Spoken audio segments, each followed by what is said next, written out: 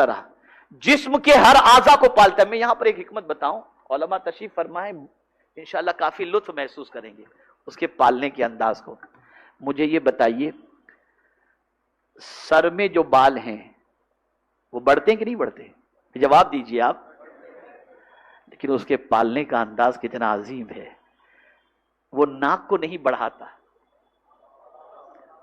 बाल बढ़ाता है लेकिन नाक नहीं बढ़ाता। आप मुझे बताओ, बाल की तरह रोज नाक बढ़ता चला जाए तो क्या हालत होगी? लेकिन ऐ करीम तेरी अजमतों पर कुर्बान कि तूने कह दिया लक़द खलक़नल इंसान फी अहसन तक़वीम। क्या पालने का अंदाज है, खुदा की कसम आप देखें तो सही, क्या पालने का अंदाज है। और एक तसव्वुर जहन के अंदर महफूज कर लो, आपको और हमको प्यास लगती है, हम पानी पीते हैं, लेकिन ये याद रहे पानी के अंदर तासीर पैदा करने वाली जात खुदा की है। वरना ये जुमला याद रखना, ये हदीस शरीफ है, ये हदीस शरीफ है। बहुत सारे लोग ऐसे होते हैं जो कई लीटर पानी पी ले, प्यास नहीं बुझती।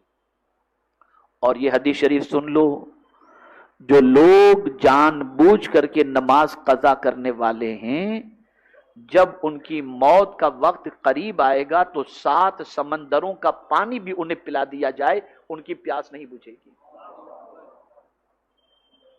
नहीं बुझेगी। तो पानी का काम जरूर यह है प्यास बुझाना, लेकिन वो प्यास भी उसी वक्त बुझाएगा जब अल्लाह अज़्ज़ व जल्ल चाहेगा। आग का काम क्या है? बोलिए बोलिए, जलाना। इतनी सी चिंगारी कभी कभी जला देती है। अभी मेरे पैर में थोड़ा सा जख्म है, एक छोटा से मामले के अंदर वो जख्म हो गया, तो अब वो 1 हफ्ते से है जख्म, इतनी सी चीज से जख्म हो गया, जल गया मेरा पैर थोड़ा सा, इतनी सी चीज से। हजरत इब्राहिम अलैहिस्सलाम के लिए इतनी सी आग नहीं थी कि चलो एक चिंगारी या एक मोमबत्ती लगा करके छोड़ दी गई, ना, अगरबत्ती नहीं। आग का कुआं अगर कहा जाए तो गलत न होगा, तैयार किया गया। लेकिन जब उस आग में हजरत इब्राहिम अलैहिस्सलाम को हजरत इब्राहिम अलैहिस्सलाम को उस आग में जब डाला गया, तो अब देखिए अल्लाह ने क्या फरमाया, आग को फरमाया, या कुलना या नारू कूनी बरदम व सलामन अला इब्राहिम।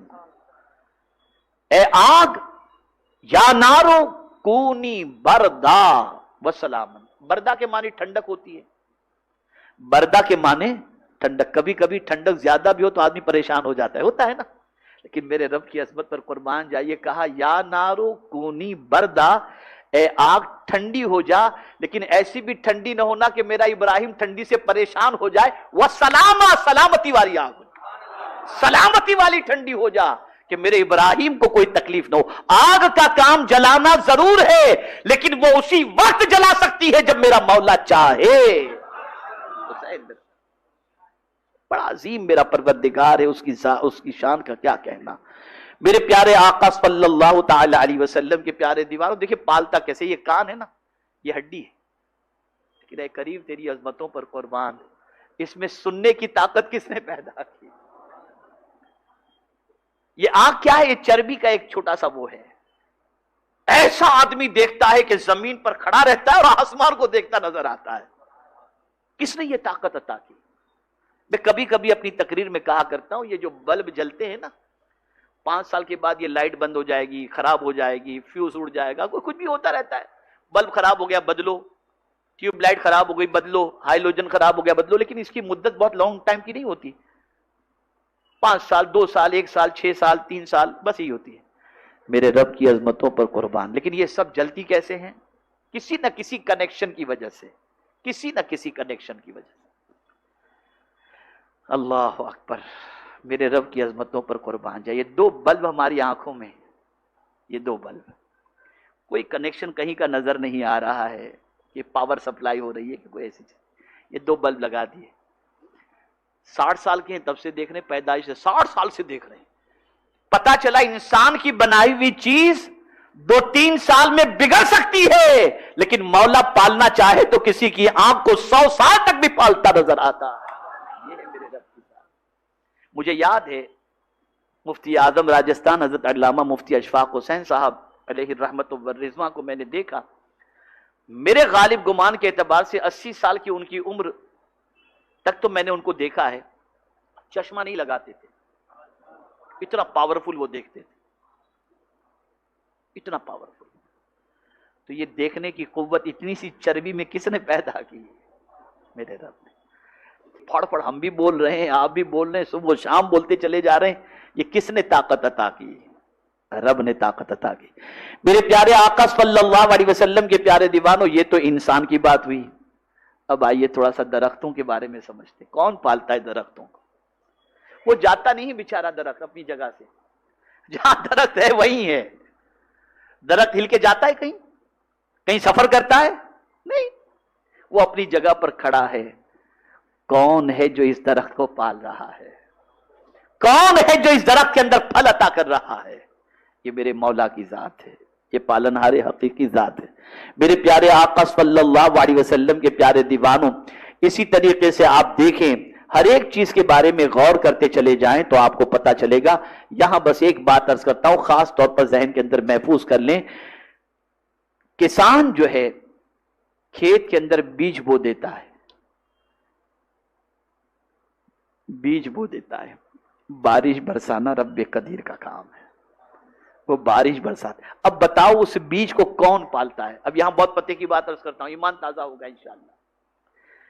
ایک مضبوط لہیم شہیم جسم والے کو ہم مٹی کے حوالے کرتے ہیں، مر جاتا ہے، بھی کرتے ہیں نا، قبر کے اندر پہنچا دیتے ہیں نا۔ 1 سال کے بعد قبر کھودو، ہڈیاں ملیں گی، جسم ختم ہے نا۔ کبھی ایسا ہوا کہ قبر میں آپ انسان کو دفن کر کے نکلے اور 1 سال کے بعد 10 انسان قبر میں نکلتے نظر آئے؟ کبھی دیکھا آپ نے؟ اتنا مضبوط انسان، اسے قبر کے سپرد کر دیا گیا، 1 سال کے بعد آپ دیکھیں گے تو اس کے اندر سے صرف ہڈیاں ملیں گی، سارا جسم ختم۔ لیکن ایک ننھا سا بیج زمین کے اندر ڈالا گیا، اس زمین کے اندر سے کوپل نکلنی شروع ہوئی، پھل نکلنے شروع ہوئے، درخت بننے شروع ہوئے۔ یا اللہ، ماجرا کیا ہے؟ انسان کو زمین کھا جاتی ہے، بیج کو زمین پالتی ہے، زمین بیج کا خیال کرتی ہے، وجہ کیا ہے؟ تو رب کا جواب ملے گا، میرے بندے جس زمین کو میں کہتا ہوں پال، وہ زمین پالتی بھی نظر آتی ہے، اور جس زمین کو میں کہتا ہوں کھا لے، وہ زمین کھاتی بھی نظر آتی ہے۔ پتہ یہ چلا کہ رب قدیر جو چاہے جیسا چاہے اس کے حکم پر زمین بھی کام کرتی نظر آتی ہے، اور وہی در حقیقت پالنے والی ذات ہے۔ میرے پیارے آقا صلی اللہ تعالی علیہ وسلم کے پیارے دیوانوں، انسان کو رب قدیر جل جلالہ نے حرکت کرنے کی بھی طاقت دی اور کمانے کی بھی۔ انہیں حکم دیا گیا کہ تم کو درختوں اور جانوروں کی طرح بغیر کمائے روزی نہ ملے گی، وہ مجبور ہیں اور تم مختار۔ گھر سے نکلو اور روزی کماؤ بھی، بیج تم ڈالنا، باقی بارش دھوپ وغیرہ سے تمہاری امداد ہم کریں گے۔ حضرت انسان بھی جب تک بے دانت والے ناسمجھ بچے رہے تب تک ان کو بھی دودھ پلا کر بغیر محنت کرائے پالا۔ غرض کے ہر طرح پالنے والا اگر کوئی ہے تو اللہ عز و جل ہے۔ بڑے ہو گئے، محنت کرو، بچے تھے پالتا اللہ تھا، آج بھی پالتا اللہ ہی ہے، لیکن جب تم محنت کے قابل بن گئے تو محنت کرو، مزدوری کرو، محنت کرو اور کمانے کی کوشش کرو۔ یہ مختصر سی بات رب کے بارے میں میں نے آپ کو بتائی تو پتہ چلا ہمارا پالنے والا رب بہت عرف والا ہے، بہت عرف والا ہے۔ اب جب ہم یہ سمجھ گئے کہ ہم جس کے بندے ہیں وہی ہمارا رب ہے، وہ اللہ، اور اس کو ہم رب کہتے ہیں، تو پھر مایوس ہونے کی کیا ضرورت ہے؟ پھر مایوس کیوں ہوتے ہو؟ میرے پیارے آقا صلی اللہ علیہ وسلم کے پیارے دیوانوں، اب ایک اور بات عرض کر دوں، بہت سارے لوگ کبھی کبھی مایوس ہو کر ڈرگ سپلائی کا کام شروع کر دیتے ہیں، حرام کام شروع کر دیتے ہیں، شراب اور جوے کے اڈے شروع کر دیتے ہیں، ایم ڈی کا کاروبار شروع کر دیتے ہیں۔ مایوس ہو کر نافرمانی کرنا، مایوس ہو کر نافرمانی کرنا، یہ کون کرتا ہے؟ اس کو سمجھ لو۔ شیطان کا دوسرا نام کیا ہے؟ ابلیس۔ کیا ہے؟ ابلیس شیطان ہی، اس کو ابلیس بھی کہتے ہیں، شیطان بھی کہتے ہیں۔ اب ابلیس کا معنی کیا ہوتا ہے ذرا سن لو۔ ابلیس کا معنی کیا ہوتا ہے؟ میرے پیارے آقا صلی اللہ تعالی علیہ وسلم کے پیارے دیوانوں، ابلیس کا اسم ذات عبرانی لفظ ہے مگر اہل عرب اسے بلد سے ماخوذ کہتے ہیں، جس کے معنی نا امید ہونے کے ہیں۔ چونکہ ابلیس کو اللہ سے کوئی امید نہیں رہی اس لیے اسے ابلیس کہا گیا۔ ابلیس کو اللہ سے کوئی امید نہیں رہ گئی اس لیے اسے ابلیس کہا گیا۔ یہاں یہ بھی فرمایا گیا ہے کہ نا امید ہو کر نافرمانی میں گرفتار ہو جانا، اس کو کہتے ہیں ابلیس۔ اب اگر کوئی مومن اللہ سے مایوس اور نا امید ہو جاتا ہے تو اس میں اور ابلیس کے اندر کوئی فرق نہیں۔ تو اب میں آپ سے پوچھنا چاہتا ہوں، جس اللہ کے ہم بندے ہیں وہ اللہ کیسا پالنے والا ہے، پھر مایوس ہونے کی کیا ضرورت؟ اب اگر کوئی شخص یہ کہتا ہے ان الذین قالوا ربنا اللہ ثم استقاموا، تو اب ہوتا کیا ہے؟ یعنی اللہ ہمارا رب ہے یہ کہا اور پھر اس پر قائم رہا، تو اب مولا کا کرم دیکھیے کیا ہوتا ہے۔ مولا فرماتا تتنزل علیہم الملائکہ، ان پر فرشتے اترتے ہیں۔ ان پر کون اترتے ہیں؟ فرشتے اترتے ہیں۔ اور اللہ فرماتے ہیں اللہ تخافوا ولا تحزنوا، اور نہ ڈرو اور نہ غم کرو۔ پتا چلا جو لوگ اللہ کو رب ماننے کے بعد اس پر قائم رہتے ہیں تو ان کی مدد کے لیے اللہ فرشتوں کو نازل فرماتا ہے اور فرماتا ہے تمہیں کوئی ڈرنے کی ضرورت نہیں، کوئی خوف کرنے کی ضرورت نہیں۔ اور صرف یہی نہیں بلکہ آگے فرماتے ہیں وَابْشِرُوا بِالْجَنَّةِ الَّتِي كُنْتُمْ تُوعَدُونَ، اور خوش ہو اس جنت پر جس کا تمہیں وعدہ کیا جاتا تھا۔ یعنی اگر تم اللہ کو رب ماننے کے بعد اس پر قائم رہتے ہو اور اس کو رب ماننے کے بعد مایوس نہیں ہوتے تو اللہ عز و جل تمہاری مدد کے لیے فرشتے بھی نازل فرمائے گا اور ارشاد ہوگا غم نہ کرو، ڈرو نہیں، اور تمہارے لیے اس جنت کی بشارت ہے جس کا تم سے وعدہ کیا گیا تھا۔ یہاں سے یہ بات واضح طور پر سمجھ میں آئی کہ جو مومن ہوتا ہے وہ اللہ کی رحمت سے کبھی مایوس نہیں ہوتا، حالات کیسے بھی ہوں، کتنے ہی برے کیوں نہ ہوں، اللہ کی رحمت سے کبھی مایوس نہیں ہونا چاہیے۔ وجہ کیا ہے؟ اس لیے کہ اللہ کی شان بہت عرف و اعلیٰ ہے، وہ سارے جہاں کا پالنے والا ہے، ہمارا بھی وہی پالنے والا ہے، وہی راستے نکالے گا اور وہی ہماری مدد بھی فرمائے گا۔ جب ایک بندے کا یقین اپنے رب پر اتنا پختہ ہو جائے تو پھر وہ مایوس کیسے ہوگا؟ اب آخری بات عرض کر دوں، کثرت گناہ کی وجہ سے انسان مایوس ہوتا ہے، تو مولا نے پہلے کہہ دیا 24 گھنٹے توبہ کے دروازے کھلے ہیں، معافی مانگ لو، دروازہ بند نہیں ہے، 24 آور توبہ کے دروازے کھلے ہوئے ہیں، مانگ لو۔ اور پھر قربان جائیے اس آیت کریمہ کے اس جملے پر قل آیا ہے۔ اللہ اپنے محبوب سے فرماتے ہیں قل، میرے محبوب آپ کہہ دیں۔ کن سے کہہ دیں؟ کن سے کہہ دیں؟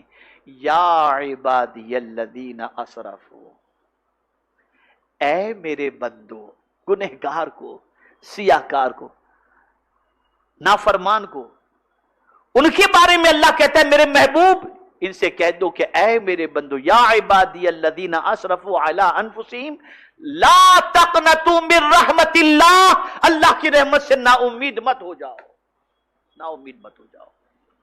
تو میرے پیارے آقا صلی اللہ علیہ وسلم کے پیارے دیوانوں، جو رب ہمیں ماں کے شکم کے اندر، ماں کے رحم کے اندر ہماری پرورش فرماتا ہے، جو پروردگار ہر عمر میں ہماری پرورش فرماتا ہے، اس رب پر پورا یقین کامل رکھو اور اس سے کبھی نا امید مت ہو جانا۔ حالات کیسے بھی بنے، ہمارا رب بہت طاقت والا ہے، بہت قوت والا ہے، وہ جس طرح چاہے راستے پیدا فرما دے اور ہمیں منزل مقصود تک پہنچا دے۔ بس ایک آخری بات عرض کر دوں، آخری دوبارہ میں نے کہہ دیا، بات یاد آ گئی تو حضرت موسیٰ علیہ السلام بھی دریا میں تشریف لے گئے اور فرعون بھی حضرت موسیٰ علیہ السلام کا پیچھا کرتے ہوئے دریا میں گیا، لیکن موسیٰ علیہ السلام کو راستہ مل گیا اور فرعون غرق ہو گیا۔ موسیٰ علیہ السلام کو راستہ مل گیا اور فرعون غرق ہو گیا۔ معاملہ کیا ہے؟ گئے تو دونوں انسان ہی تھے، لیکن ایک کے لیے راستہ بن گیا، دوسرا غرق ہو گیا. بس توجہ چاہوں گا، زندگی بھر یاد رکھنا، فرعون کو راستے پر بھروسہ تھا اور موسیٰ علیہ السلام کو اللہ پر بھروسہ تھا. تو جب کوئی اللہ پر بھروسہ کر لے تو اللہ دریا میں بھی راستے پیدا فرما دیتا ہے. اپنے رب سے یہ امید رکھو، اپنے رب پر کامل توکل رکھو. کبھی بھی مایوس ہو کر شراب پینا، جوا کھیلنا، یہ کرنا وہ کرنا کبھی مت جاؤ. وہ قادر مطلق ہے، وہ جب چاہے جس طرح سے چاہے اپنے بندے کی ضرورتوں کو پوری فرما دے. اللہ ہم سب پر کرم کی نظر فرمائے.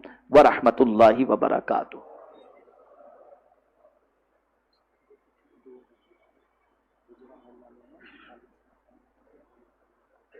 ایک ہی تاریخ میں 2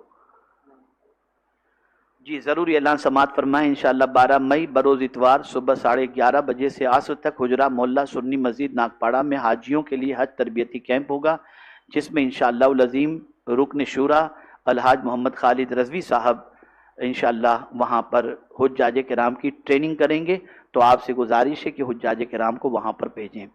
اسی طریقے سے انشاءاللہ 19 تاریخ کو المدینہ مسجد آگری پاڑا پر المدینہ مسجد آگری پاڑا پر انشاءاللہ سنی دعوت اسلامی کی جانب سے حج تربیتی کیمپ ہوگا، جو انشاءاللہ صبح 10 بجے سے لے کر مغرب تک انشاءاللہ یہ حج تربیتی کیمپ ہوگا. اور اس حج تربیتی کیمپ کے اندر انشاءاللہ بلبل باغ مدینہ قاری محمد رضوان صاحب انشاءاللہ تربیت دیں گے، اور میں بھی 45 منٹ کے لیے آؤں گا. اور انشاءاللہ وہاں پر میرا موضوع ہوگا حج اور دیوانگی. حج اور دیوانگی. میں سمجھتا ہوں کہ شاید آپ میں سے بہت سارے ایسے ہوں گے جو حج اور دیوانگی کے موضوع پر پہلی بار سننے کا شرف حاصل کریں گے. تو میری گزارش ہے کہ حجاج کرام کو خاص طور پر وہاں پر آپ بھیجنے کی کوشش کریں، اور کوشش کریں زیادہ سے زیادہ حجاج پہنچیں تاکہ وہ حج صحیح طور پر ادا کر سکیں. اور عورتوں کے لیے بھی، جو عورتیں خواتین حج کے لیے جا رہی ہیں، ان کے لیے بھی وہاں پر انتظام کیا گیا ہے. ماشاءاللہ ہر ہفتے باہر اب اسٹال لگتا ہے، اور ہم چاہتے ہیں کہ آپ کتابیں لے کر کے جائیں. ایک بات بتاؤں، سب سے سستا لوگوں نے دین سمجھا ہے اور یہ سب سے مہنگا ہے. غور سے سنیے گا جو لفظ استعمال کر رہا ہوں، آج ہی میں نے بھی سنا ہے میرے استاد سے. لوگوں نے دین کو سب سے سستا سمجھا اور سوچتے ہیں کہ پڑھانے والا بھی سب سے سستا ملے. دین سکھانے والا سب سے سستا، نماز پڑھانے والا سب سے سستا، تراویح پڑھانے والا سب سے سستا. سستا ہی ڈھونڈ رہے. اگر دین اتنا سستا ہوتا تو امام حسین جان دے کر دین کو نہ بچاتے. پتہ چلا دین بہت مہنگی چیز ہے، بہت مہنگی چیز ہے. اگر جان دے کر کے بھی اس کو بچا سکتے ہو تو بچاؤ. مال تو کوئی حیثیت نہیں رکھتا، کوئی حیثیت نہیں. امام حسین دین کو جانتے تھے، لٹا دیا اپنے پورے گھر کو تاکہ دین زندہ رہے. وہ جانتے تھے دین کتنا قیمتی ہے، اور ہم نے دین کو بالکل ہلکا سمجھ لیا، بالکل ہلکا، بالکل معمولی سمجھ لیا ہے. العیاذ باللہ. تو گزشتہ 2 ہفتے سے سلسلہ شروع کیا گیا ہے کہ چونکہ بہت مہنگی کتاب باہر رکھیں گے تو آپ کہیں گے وہ اتنا نہیں، اس لیے ہم نے سوچا کہ سستے سستے والی کتابیں رکھیں تاکہ کچھ تو کرو، آپ کچھ تو کرو. تو ایک کتاب ہے حضور صلی اللہ علیہ وسلم محشر میں کہاں ملیں گے. ایک کتاب خواتین کا عشق رسول صلی اللہ علیہ وسلم. ایک کتاب مسلم کے 6 حقوق، اور ایک کتاب موت اور عذاب قبر. یہ کتابیں جاتے ہوئے آپ مکتبہ طیبہ سے باہر جو اسٹال لگائے وہاں سے بھی خریدیں اور لے کر دوسروں کو بانٹیں. ایک حدیث بھی اگر کسی نے پڑھ لی اور عمل کر لیا، آپ اس کے ثواب کو شمار نہیں کر سکیں، ثواب کو شمار نہیں. تو آپ یہ سب کریں، جاتے ہوئے کتابیں لے کر کے جائیں. اور میں تو کہتا ہوں ہمیشہ جب بھی اجتماع میں آئیں تو اپنے مرحومین کے ایصال ثواب کی نیت سے کچھ رقم لے کر کے آئیں، کتابیں لیں اور لے کر کے مرحوموں کے ایصال ثواب کے لیے لوگوں میں بانٹیں. دین بھی پھیلے گا اور مرنے والوں کو اس کا ثواب بھی پہنچے گا. خود بھی پڑھو. اور آپ حضرات اگر بہت ساری ہماری کتابیں جو ہیں وہ آپ لینا چاہتے ہیں تو مکتبہ طیبہ سے بھی آپ حاصل کر سکتے ہیں. بس اللہ تعالی ہم سب سے وہ کام لے جس سے اللہ بھی راضی ہو جائے اور اس کے رسول صلی اللہ علیہ وسلم بھی